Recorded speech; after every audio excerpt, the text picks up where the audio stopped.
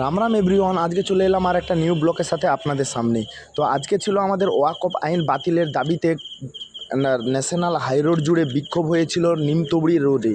তো নিমতবড়ি ন্যাশনাল হাইরোডটা অনেকটাই জ্যাম ছিল, দেখতেই পাচ্ছ এটা চৌরাস্তা।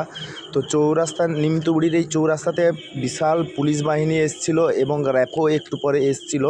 যখন গাড়ি অনেক বেড়ে যায়, যখন যানজটের বিশাল সৃষ্টি হয়, দেখতেই পাচ্ছেন মেছেদা থেকে হলদিয়া যাওয়ার বাসগুলো কীভাবে দাঁড়িয়ে রয়েছে। শুধু ইমার্জেন্সি যেমন স্কুল বাস আর কিছু কিছু বড় দপ্তরের গাড়ি এবং অ্যাম্বুলেন্স এগুলোকে ছাড়াই শুধু হয়েছিল।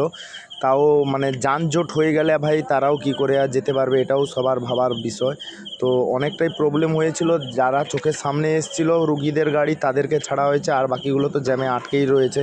তো কিছুক্ষণ পরে স্করপিও তো করে এলো র্যাফের গাড়ি, কিন্তু এখানে দাঁড়িয়ে রয়েছে গভর্নমেন্টের গাড়ি। লাস্ট পর্যন্ত পাবলিক রেগে গিয়ে যেটা বিক্ষোভ হয় আর কি, বিক্ষোভে গভর্নমেন্টের গাড়িকেও যেতে দেওয়া হয়েছে না, মানে হয়নি আর কি।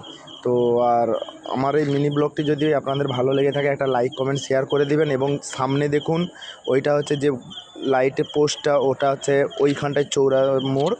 আর এই পেছনের দিকেও আপনাদেরকে দেখাচ্ছি গাড়ির ছাদ দিকে, দেখুন দূর দূর পর্যন্ত কোনো গাড়ির মানে ফাঁকা দেখাই যায়নি, পুরোটাই জাম। আর আপনারা সবাই ভালো থাকবেন, সুস্থ থাকবেন। আমার এই মিনি ব্লগটি ভালো লেগে থাকলে একটু লাইক কমেন্ট শেয়ার করে দেবেন। এবং লাস্ট পর্যন্ত আমরা 1 ঘন্টা 15 মিনিট পরে জাম অবশেষে ছাড়া পেলাম, কিন্তু বিক্ষোভ ইনাদের চালু ছিল। তাও আমাদের নতুন নিমতবড়িতে যে নতুন ডিএম অফিস হয়েছে ওরই সামনে। তো আপনারা সবাই ভালো থাকবেন, সুস্থ থাকবেন।